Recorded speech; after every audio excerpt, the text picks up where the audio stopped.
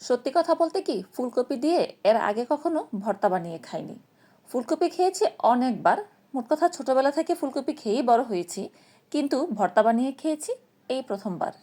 ভর্তা বানানোর জন্য বাটনায় প্রথমেই আমি নিয়ে নিলাম কাঁচা পেঁয়াজ কুচি করা, আর নিয়েছি কাঁচামরিচ। কাঁচামরিচটা আমি সেদ্ধ করে নিয়েছি, আর দিয়েছি স্বাদ অনুযায়ী লবণ।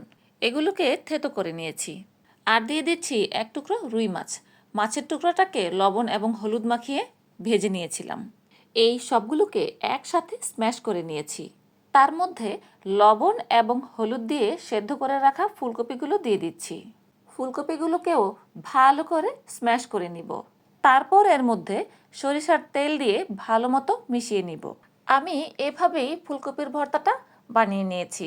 যারা খেয়েছেন তারা তো জানেন এটা কত মজার, আর যারা খাননি তারা একবার হলেও বানিয়ে খেয়ে দেখবেন, এটা আসলেই অনেক মজার।